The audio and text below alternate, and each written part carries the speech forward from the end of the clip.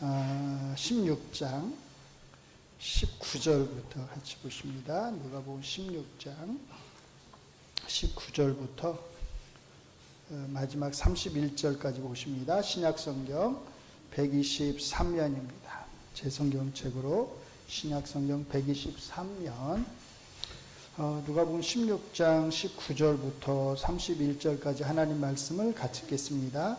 한 부자가 있어 자색 옷과 고운 베옷을 입고 날마다 호화롭게 즐기더라. 그런데 나사로라 이름하는 한 거지가 헌데투성이로 그의 대문 앞에 버려진 채 그 부자의 상에서 떨어지는 것으로 배불리려 하매 심지어 개들이 와서 그 헌데를 핥더라. 이에 그 거지가 죽어 천사들에게 받들려 아브라함의 품에 들어가고 부자도 죽어 장사되매 그가 음부에서 고통 중에 눈을 들어 멀리 아브라함과 그의 품에 있는 나사로를 보고 불러 이르되 아버지 아브라함이여 나를 긍휼히 여기사 나사로를 보내어 그 손가락 끝에 물을 찍어 내 혀를 서늘하게 하소서. 내가 이 불꽃 가운데서 괴로워하나이다.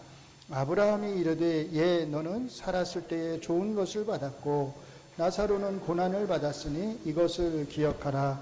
이제 그는 여기서 위로를 받고 너는 괴로움을 받느니라. 그뿐 아니라 너희와 우리 사이에 큰 구렁텅이가 놓여 있어 여기서 너에게 건너가고자 하되 갈 수 없고 거기서 우리에게 건너올 수도 없게 하였느니라. 이르되 그러면 아버지여 구하노니 나사로를 내 아버지의 집에 보내소서. 내 형제 5이 있으니 그들에게 증언하게 하여 그들로 이 고통받는 곳에 오지 않게 하소서. 아브라함이 이르되 그들에게 모세와 선지자들이 있으니 그들에게 들을지니라. 이르되 그렇지 아니하니이다. 아버지 아브라함이여 만일 죽은 자들에게서 그들에게 가는 자가 있으면 회개하리이다. 이르되 모세와 선지자들에게 듣지 아니하면 비록 죽은 자 가운데서 살아나는 자가 있을지라도 권함을 받지 아니하리라 하였다 하시니라. 아멘. 예. 오늘은 죽음 이후에 불신자들이 어떻게 되는가에 대해서 한번 생각해 보려고 그래요. 단순하게 생각하면 다 지옥에 가는 거지 아마 이렇게 생각을 하실 수 있을 것 같은데 사실 그렇게 단순하지가 사실은 않습니다. 굉장히 좀 복합적인 문제가 여기에 걸려져 있는데 아마 처음 이제 이런 설명들을 들으시는 분들도 아마 계시지 않을까 싶어요. 일단 한번 성경이 불신자들의 죽음 이후 상태에 대해서 뭐라고 말하는지 한번 같이 생각해 보도록 하겠습니다. 프린트물을 보시면 지난 2주에 걸쳐서 저희가 소요리 문답 제37문 그리고 제38문을 통해서 죽음 이후 신자의 상태에 대해서 살펴보았습니다. 소요리 문답은 신자의 종말론적 상태에 제한해서 다룰 뿐 사실 뭐는 다루지 않았어요?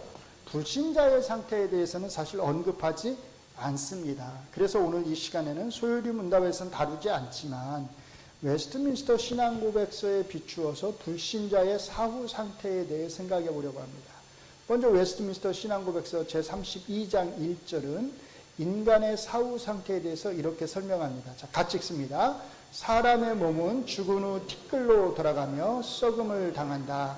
하지만 죽거나 잠자지 않는 그들의 영혼은 불멸적 존재인지라 즉시 그것을 주신 하나님에게로 돌아간다. 의인의 영혼은 그때 거룩함 속에서 완전하게 되어 가장 높은 하늘로 받아들여지는데 거기서 빛과 영광 가운데 하나님의 얼굴을 배우며 그들의 몸의 온전한 구속을 기다린다.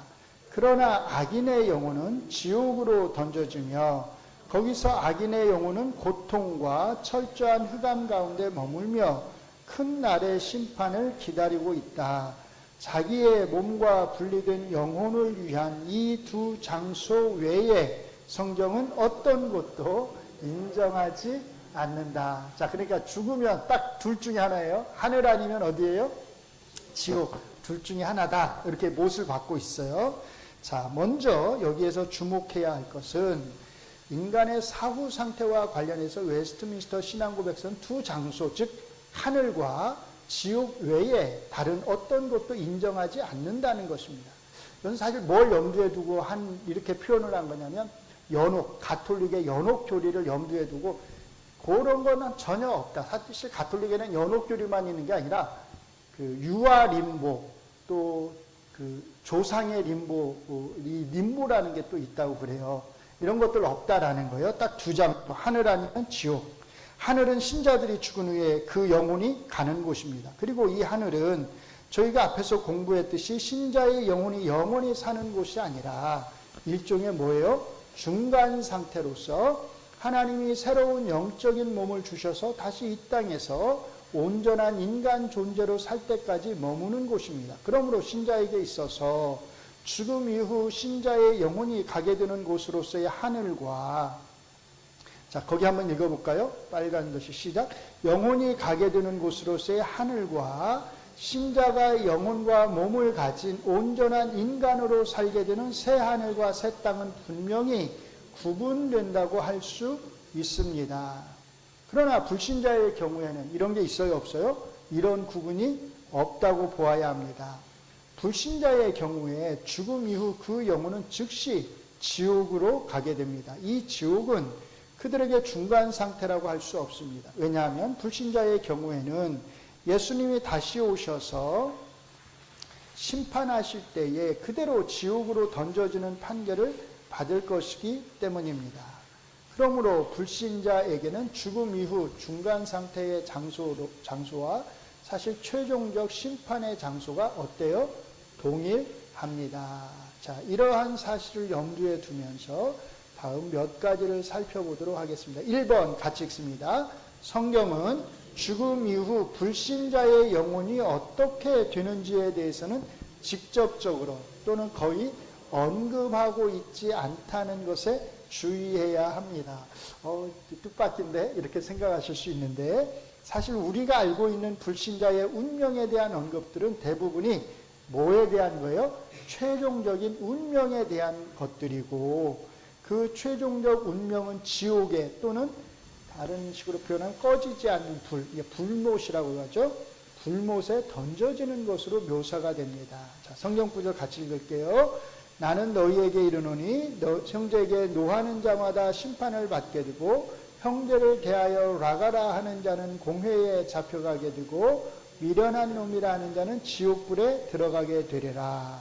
만일 내 손이 너를 범죄하게 하거든 찍어버리라. 장애인으로 영생에 들어가는 것이 두 손을 가지고 지옥 곧 꺼지지 않는 불에 들어가는 것보다 나으니라. 자, 이 말씀들은 모두 불신자들의 최종적 운명에 대한 말씀입니다. 마태복음 25장에 나오는 양과 염소를 나누는 심판에 대한 말씀 역시 최종적 운명과 관련되어 있습니다. 같이 읽습니다. 그들은 영벌에 의인들은 영생에 들어가리라 하시니라. 이게 최종적 심판과 관련된 다 그런 말씀들이에요. 불신자가 죽으면 이렇게 된다가 아니라 마지막 심판, 최종적인 심판에 이렇게 된다고 사실은 말씀을 하신다는 거예요. 자, 그런데 불신자들의 죽음 이후 상태에 대한 언급이 나오는 유일한 말씀은 오늘 우리가 읽은 누가복음 16장 19절부터 31절에 걸쳐 나오는 부자와 거지 나사로의 비유입니다. 이것이 비유라는 것은 이것을 지나치게 문자 그대로 해석해서는 안 된다는 것을 의미합니다. 그러나 여기에서 예수님이 이 비유를 통해서 전하고자 하시는 메시지는 아주 분명합니다. 죽음 이후 부자의 운명과 거지 나사로의 운명이 정반대로 역전되었다는 것입니다. 부자는 어떤 상태에 있어요? 음부에서 고통 중에 있습니다. 이 음부에서의 고통은 어떤 거냐면 불꽃 가운데, 이게 24절에 나와 있는 표현이에요. 이 표현들이 중요한데 불꽃 가운데 있는 것과 관련이 있습니다. 음부, 이게 헬라어는 하데스인데 음부는 구약 성경에서 히브리어 뭐요? 스올이란 말 들어보셨죠? 성경 읽으신 분들은 구약 성경에서 스올을 가리키는 단어, 그러니까 구약 성경의 스올을 헬라어로 옮길 때 하데스로 옮긴 거예요. 이 하데스를 우리말로는 음부 이렇게 번역을 한 거예요. 그러니까 스올과 음부가 같은 뜻인 거죠, 사실은. 자, 예수님은 구약의 음부, 스올 개념을 그대로 사용하셔서 불신자가 죽은 이후에 가게 되는 장소의 개념으로 말하고 계십니다. 그런데 중요한 것은 이 스올, 음부의 개념을 단순히 죽은 자들이 가는 곳, 이렇게 예수님이 사용하시는 게 아니고, 자, 죽은 자들 중에서 누구요? 불신자들이, 악인들이 가는 곳이고, 플러스, 요게 중요한데, 거기다가 플러스, 뭘 겪어요? 불꽃의 고통을 겪는 장소로 예수님이 이걸 사용하셨다는 거예요. 예수님이 스올, 음부 개념에 이 두 가지 의미를 함께 넣어서 사용하신다는 것은 매우 중요합니다. 왜냐하면, 자, 같이 읽습니다. 이 두 가지 개념을 합치면 결국 예수님이 사용하시는 음부 개념은 다른 곳에서 뭐요? 지옥 또는 꺼지지 않는 불이라고 언급되는 개념과 크게 다르지 않기 때문입니다. 이게 중요한 거예요. 그러므로 신약 성경에서 불신자가 죽은 이후에 처하게 되는 중간 상태에 대해서 유일하게 말씀하고 있는 이 누가복음의 비유를 통해서도 같이 읽습니다. 우리는 불신자의 영혼이 죽은 후에 가는 곳과 불신자가 최종적인 심판을 받아서 가게 되는 곳이 결코 다르지 않다고 보아야 합니다. 결국 불신자는 죽은 후에 그 영혼이 어디에요? 지옥불에 던져지고 마지막 최종적인 심판에서도 지옥불에 던져지는 동일한 심판을 받는 것입니다. 그러니까 예수님은 구약의 스올, 음부를 가져다가 거기다 불의 심판의 개념을 넣어서 이게 지옥하고 같은 의미로 사용하셨다는 게 중요해요. 자, 이게 왜 중요한가? 구약에 나오는 스올 개념 때문이에요. 자, 2번 같이 읽습니다. 구약 성경의 스올과 신약 성경의 지옥은 같은 개념인가 하는 거예요. 지옥은 이제 게헨나, 헬라어로 게헨나거든요. 자, 지옥의 은혜요. 애가 아니라 의. 지옥의 개념을 이해하기에 앞서서 우리는 먼저 구약 성경이 나오는 스올의 개념을 이해할 필요가 있습니다. 저희가 방금 앞에서 살펴본 바에 따르면 이 질문에 대해서 우리는 그렇다라고 답할 수 있습니다. 그러나 그렇지 않다고 주장하는 분들도 계십니다. 이분들이 이단은 아니에요. 이렇게 주장하시는 분들의 근거는 왜 이렇게 주장하느냐? 자, 같이 읽습니다. 구약의 스올 개념에 뭐가 없어요? 고통에 대한 언급이 없다는 것이에요.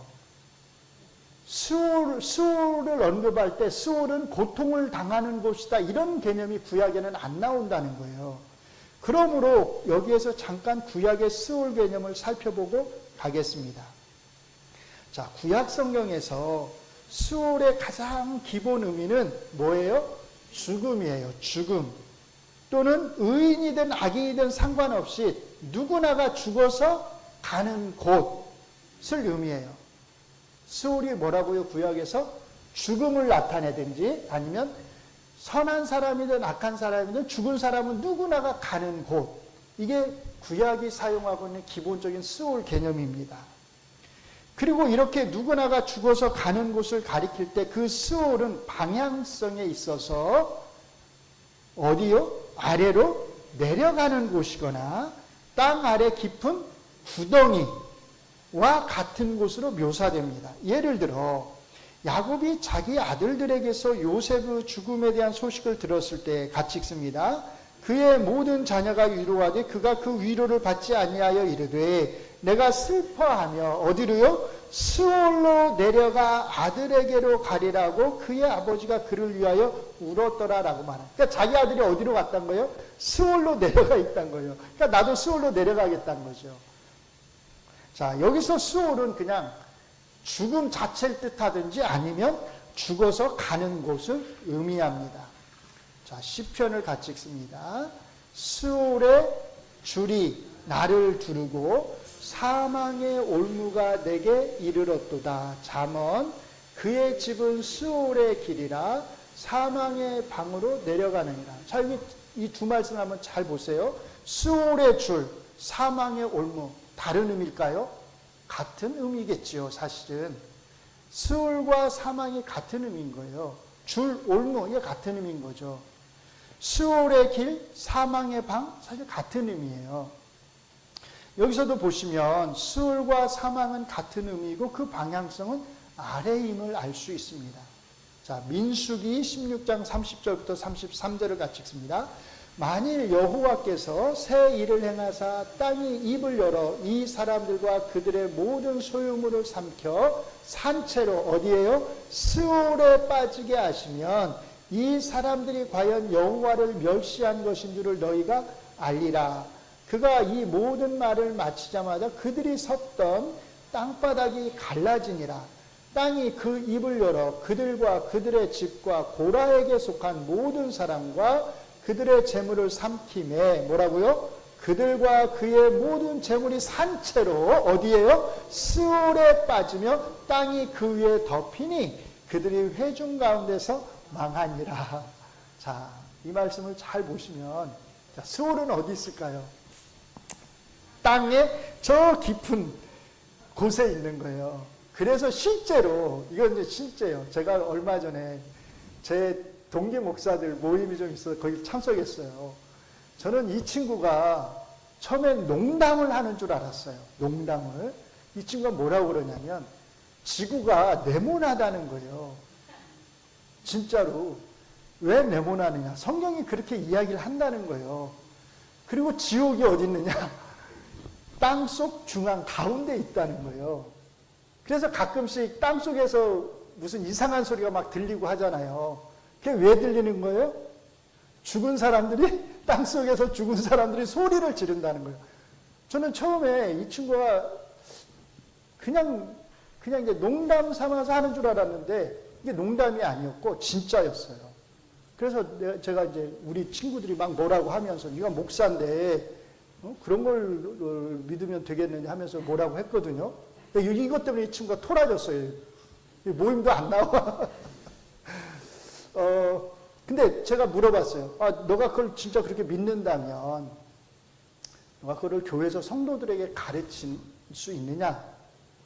뭐라고 대답했는지 알아요? 그렇게 가르친다는 거예요. 그래서 더 큰 충격을 제가 받았어요. 야, 이건 목사로서의 신뢰를 완전히 다 상실할 수 있겠다. 만약에 성도들이 그걸 믿는다면 문자 그대로 믿는 그것도 문제죠. 근데 그걸 보니까 유튜브에 그런 주장을 하는 게 떠돌아요, 보니까. 그거를 주워 듣고서 지구가 네모난데 그럼 왜 사진에 인공위성에 둥그렇게 나오느냐. 사진을 조작했다는 거예요. 아, 나 참나 이걸 어떻게 해야 돼요, 이 친구를. 근데 진짜 그렇게 믿는 거예요. 왜 믿느냐? 성경이 이렇게 말하잖아요. 여기 스올에. 이게 좀 땅이 꺼져가지고 밑으로 빠졌다는 거거든요. 그래서 죽은 자들은 다 스올, 땅 속으로 들어간다라는 거예요. 자, 어쨌든 이걸 문자 그대로 믿으시면 안 됩니다. 자, 어쨌든 여기에서 스올은 죽음과 동일시되면서 동시에 죽은 자들이 가는 곳으로서 땅속 깊은 곳으로 묘사가 됩니다. 또 어떤 경우에 스올은 악한 자, 선한 자와 악한 자 모두가 가는 게 아니라 악한 자가 죽어서 가는 곳으로 묘사되기도 합니다. 시편을 같이 읽습니다. 악인들이 스올로 돌아가며 하나님을 잊어버린 모든 이방 나라들이 그리하리로다. 자, 이렇게 보면 제가 뭐 다 적진 않아요. 이거 말고 이제 또 있어요, 사실. 근데 이 구약의 스올 개념들을 찾아보면 굉장히 복합적이에요. 딱 하나의 의미만 가지고 있는 게 아니라 여러 가지 의미를 사실은 가지고 있어요.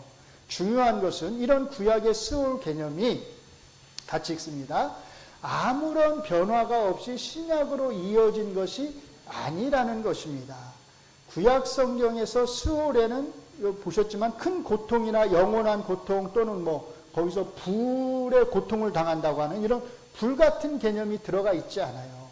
그냥 죽은 자들이 가는 거예요. 악한 자가 가든 선한 자가 가든. 그러나 부자와 나사로의 비유에서 보았듯이 신약 성경으로 오게 되면 이 스올 개념에 새로운 의미가 부여되는 것을 알 수 있습니다. 즉, 아까 예수님이 뭐라고 그랬어요?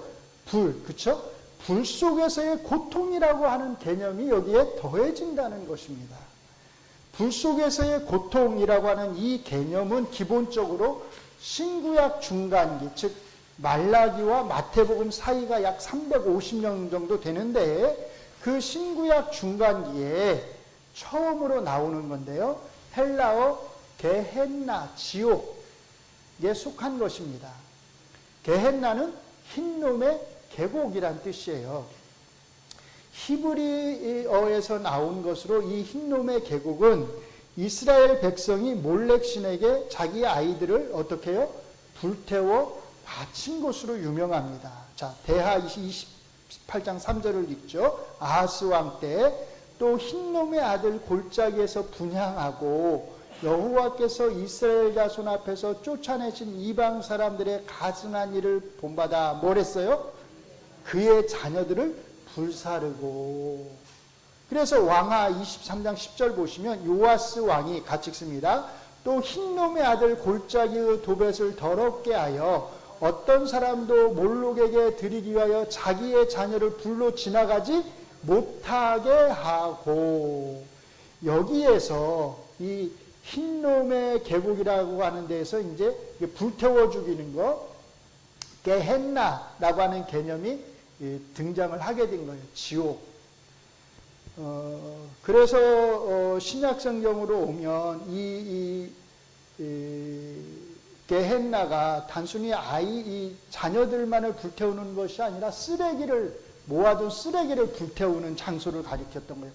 그러니까 거기다 쓰레기를 불태우면 며칠 동안 불이 타올랐다는 거예요. 그럼 생각해 보세요. 사람들이 볼 때 제일 무서운 곳은 어디라고 생각할까요?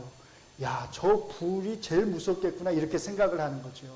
왜 구약 사람들은 수오를 그 죽은 자들이 가는 곳, 이 땅속 같은 걸 구덩이로 죽은 자들이 가는 곳이라고 생각했을까요? 예를 들면 시드기야 왕이 예레미야를 잡아서 가둘 때 어디다 가두죠? 구덩이 땅속에다가. 그렇죠? 생각해 보세요. 당시에 불도 없잖아요. 그런데 땅을 깊이 파가지고 거기다가 사람을 가둬둔다고 생각해 보세요. 그럼 밤에 어떨까요? 습기 차죠? 음침하죠? 어둡죠? 땅 속에 있죠? 얼마나 무섭겠어요. 그러니까 구약 개념에서는 이 땅속 깊은 곳이 어떤 곳이에요? 사람들이 제일 무서워할 수 있는 곳인 거예요. 제일 고통스러운 곳일 수 있는 거고. 근데 신약으로 오면 이게 이제 그 며칠 동안 불타는 것을 보면서 와, 지옥이라고 하는 곳이 하나님이 심판하는 장소가 있다면 아마 저런 곳일 거다. 이렇게 된 거예요.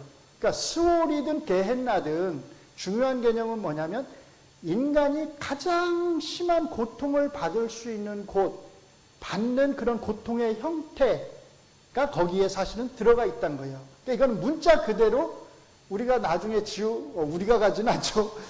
믿지 않는 사람들이 나중에 지옥에 가면 정말 불탈까요? 탈 수도 있고 안 탈 수도 있을 거예요. 우리 목사님 무슨 소리 하나 좀 성경이 불탄다고 얘기했는데, 자, 무슨 의미냐면, 그것은 제가 방금 뭐라고 그랬어요? 그거는 가장 인간이 생각할 수 있는 최고의 고통을 표현하는 거라고 그랬잖아요. 근데 진짜 가보니까 더 고통스러울 수 있다는 뜻이에요. 제 말 이해가 되시죠?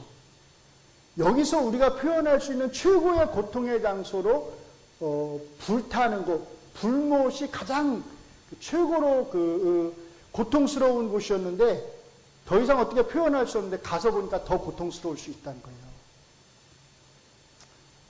예수 믿길 잘하셨습니다. 자, 일단 구약 성경에는 그런 불의 개념, 고통의 개념이 없었다는 거예요. 신약에서 흰놈의 계곡이라고 하는 여기서 이제 불의 개념이 들어오는 거죠. 지옥으로. 자, 그래서 신구약 중간기를 거치면서 유대 문학에서는 부활에 대한 사상이 급속도로 드러나게 발전하게 되고, 이 사상과 함께 악인들에 대한 심판 장소로서 게헨나, 지옥의 개념이 등장하게 되는데, 신약 성경에서 이 게헨나는 같이 읽습니다.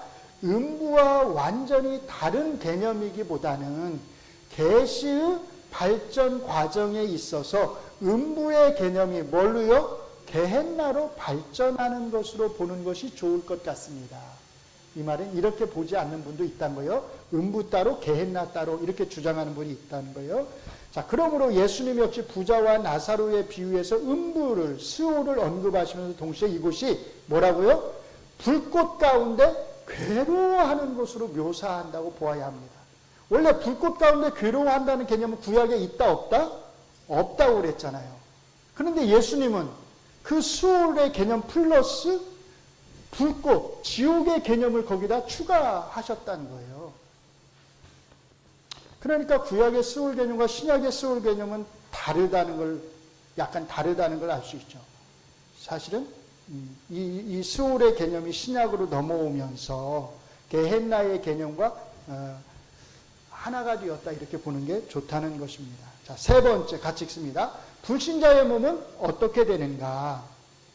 웨스트민스터 신앙고백서 32장 1항은 죽음 이후 신자의 영혼과 몸의 상태에 대해서 말하지만 불신자의 경우에는 영혼의 상태에 대해서만 언급합니다. 대신에 32장 3항에서 불신자의 몸의 부활에 대해서 말합니다. 같이 읽습니다. 악인의 몸은 그리스도의 능력에 의해 욕됨으로 살아날 것이다. 반면에 의인의 몸은 그리스도의 영에 의해 영광으로 살아나고 그리스도 그분의 영광스러운 몸과 같이 변화될 것이다. 변화입니다. 오타 죄송합니다. 몸의 부활은 신자에게만 해당되는 것이 아니라 불신자에게도 해당됩니다. 예수님이 재림하실 때 신자와 불신자 모두 무덤에서 부활하게 될 것입니다. 웨스트민스터 신앙고백서는 신자의 몸이 무덤에서 안식한다는 사실을 분명하게 언급하지만 불신자의 몸에 대해서는 전혀 언급하지 않습니다. 대신에 불신자의 몸이 예수님의 재림 때에 다시 살아나게 될 것에 대해서는 분명하게 언급합니다. 중요한 것은 어떻게 부활한다는 거예요? 욕됨으로 부활한다는 것이에요. 불신자에게 새로운 영적 몸이 주어지는 것은 그들이 같이 읽습니다. 영혼과 몸을 지닌 온전한 인간 존재로서 지옥의 고통을 당하도록 하기 위해서라는 겁니다. 이 사실에 대해서 예수님 역시 아주 분명하게 말씀하셨습니다. 같이 읽습니다. 몸은 죽여도 영혼은 능히 죽이지 못하는 자들을 두려워하지 말고 오직 몸과 영혼을 어떻게 해요? 능히 지옥에 멸하실 수 있는 일을 두려워하라. 그러니까 영혼만 지옥에 던지는 게 아니라 모두요? 몸도 지옥에 던져지는 거예요. 그리고 바울 사도 역시 아주 분명하게 말씀합니다. 같이 읽습니다. 그들의 기다리는 바 하나님께 향한 소망을 나도 가졌으니 곧 의인과 악인의 부활이 있으리라 함이니라. 여기 부활은 몸의 부활을 말하는 거죠. 자, 그러므로 우리는 의인의 몸의 부활뿐만 아니라 악인의 몸의 부활도 믿어야 하며 의인은 영혼과 몸을 가진 온전한 인간으로 하나님과 함께하는 영원한 복을 누리지만 악인은 영혼과 몸을 가진 온전한 인간으로 영원한 지옥불의 심판을 받는다는 것까지 믿어야 합니다. 마지막 네 번째 같이 읽습니다. 요한계시록은 스올과 지옥을 다른 곳으로 말하는가. 자, 이제 문제가 뭐냐? 요한계시록인데요. 자, 어떤 분들은 요한계시록을 근거로 해서 스올을 죽은 자들이 가게 되는 중간 상태의 장소라고 주장합니다. 그래서 믿는 자들이 하늘에 있듯이 중간 상태에서 이 믿지 않는 자들은 어디에 있다고요? 스올에 있다. 이렇게 주장을 하는 거예요. 스올에 있다가 믿지 않는 사람들은 어디로 가는 거예요? 지옥으로 던져진다. 이렇게 주장을 하는 거예요. 이게 이제 맞겠느냐라는 거죠. 그러나 요한계시록의 말씀만을 가지고 스올을 죽은 자들의 중간 상태 장소로 보는 데에는 문제가 있습니다. 그리고 사실은 요한계시록 자체가 이것을 지지하지도 않습니다. 자, 13절 14절 한번 같이 읽겠습니다.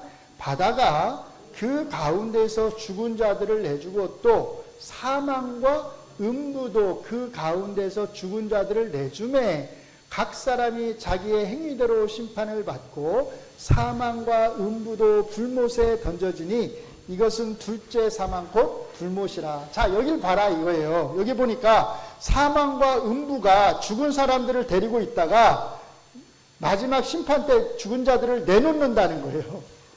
그리고 사망과 음부도 어디로 던져져요? 불못으로 던져진다고 말하지 않느냐? 그러니까 음부는 죽은 자들을 데리고 있는 곳, 불신자들을 데리고 있는 곳이라고 말하지 않느냐라는 거예요. 자, 넘기셔서 잘 보세요. 자, 여기서 음부는 사망과 같은 의미의 중원법으로 쓰인 것입니다. 사망과 음부라고 그랬죠. 이렇게 같은 말을 무어와를 통해서 같이 반복하는 걸 뭐라고요?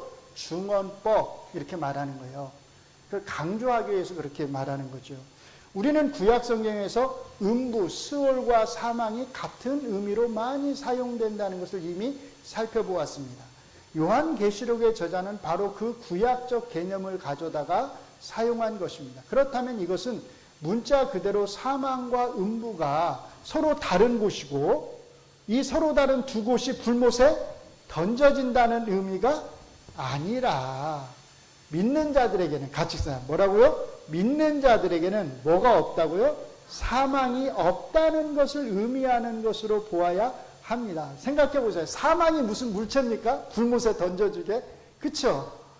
그러니까 사망이 불못에 던져진다. 그 말은 사망이 어떤 물체로서 불못에 들어가서 고통당한다는 말이 아니라 더 이상 사망이라고 하는 게 신자들을 지배할 수 없다라는 의미죠.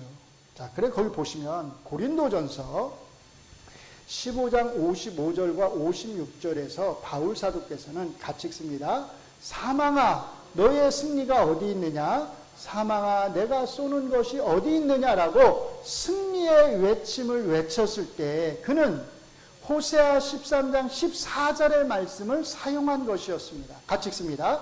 내가 그들을 스올의 권세에서 속량하며 사망에서 구속하리니 사망아 내 재앙이 어디 있느냐? 스올아 내 멸망이 어디 있느냐? 뉘우침이 내 눈앞에서 숨으리라. 여기도 보시면 스올 사망 같은 의미라는 게 명백하잖아요.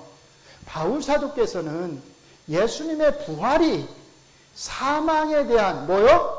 완전한 승리임을 선언한 것입니다.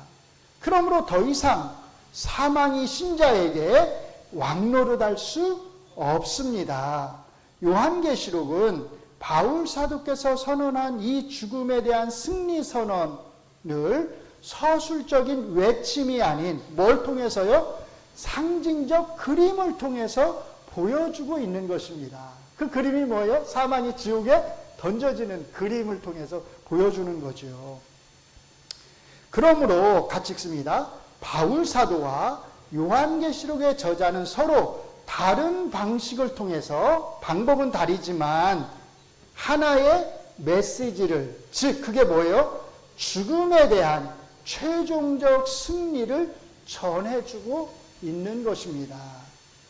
그러므로 상징으로 가득 찬 요한계시록의 말씀을 근거로 음부와 지옥이 다른 개념이며 음부를 악한 자들이 죽은 이후에 가게 되는 중간 상태의 장소로 보는 것은 무리가 있어 보입니다. 자, 정리를 하자면 불신자의 사후 상태에 대해서 우리는 다음과 같이 말할 수 있습니다. 첫째, 같이 읽습니다. 불신자의 영혼은 죽은 후에 즉시 지옥으로 가게 된다. 둘째는요, 예수님이 재림하실 때 불신자 역시 몸의 부활을 하게 될 것이며 몸과 영혼을 가진 온전한 인간 존재로서 지옥에 던져지게 된다. 셋째, 악인이 가게 되는 장소로서 구약 성경의 스올과 신약 성경의 지옥 개념은 다른 개념이 아니라 하나의 개념으로 보아야 하며 계시의 발전에 비추어서 이해되어야 한다.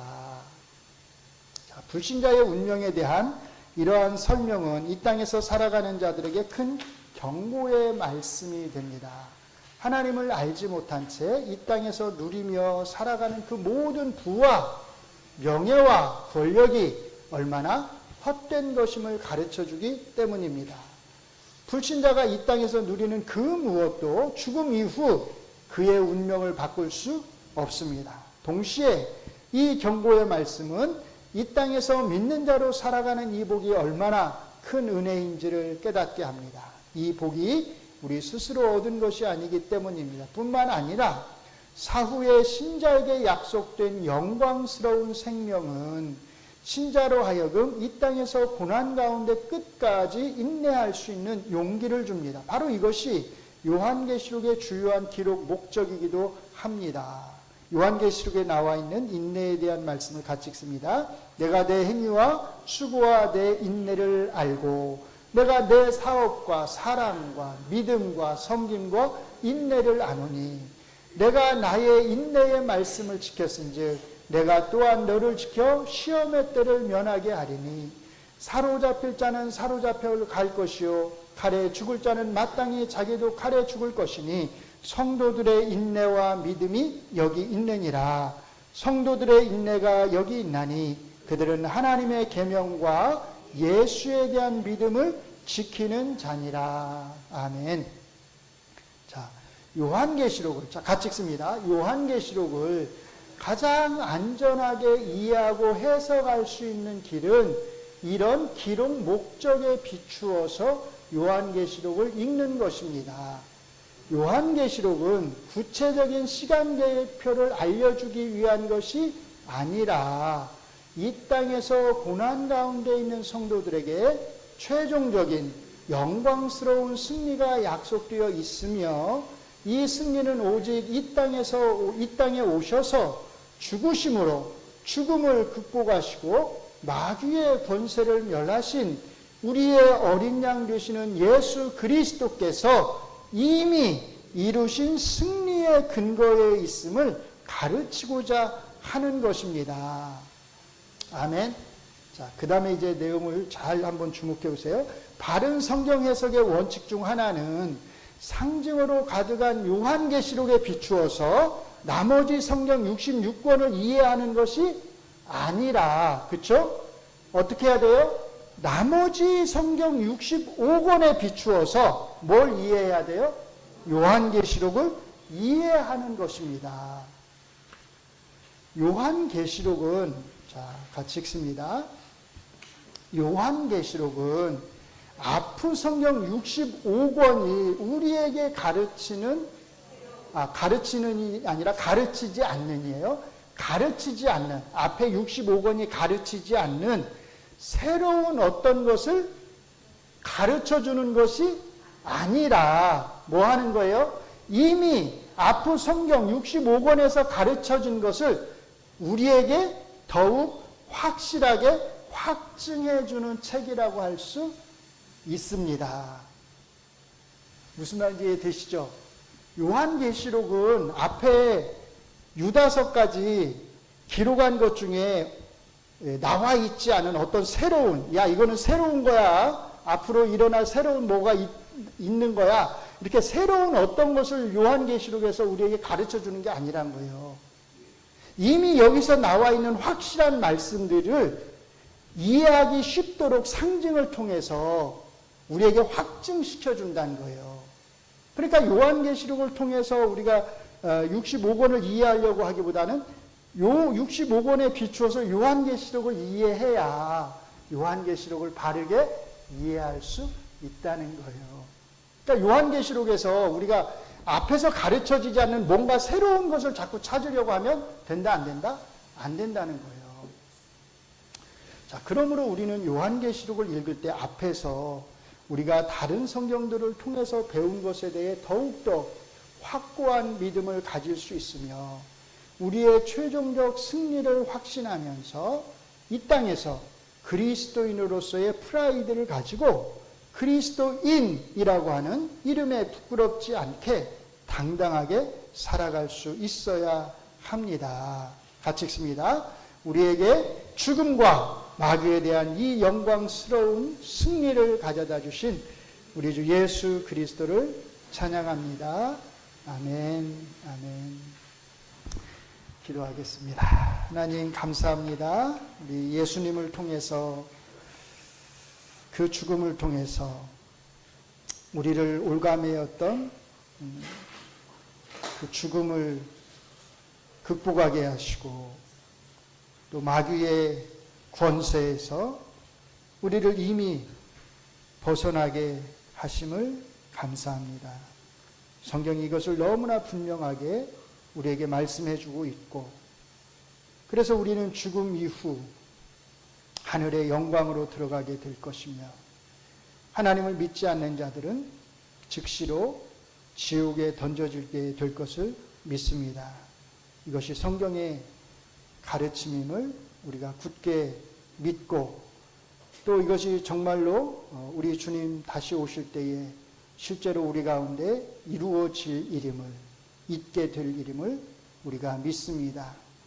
이 최종적 운명, 마지막 심판을 생각하면서 우리가 하나님 앞에서 더욱더 경건하게, 더 거룩하게, 두렵고 떨리는 마음으로 우리 자신을 잘 돌아보면서 살아갈 수 있게 하여 주시옵소서. 예수님 이름으로 기도합니다. 아멘.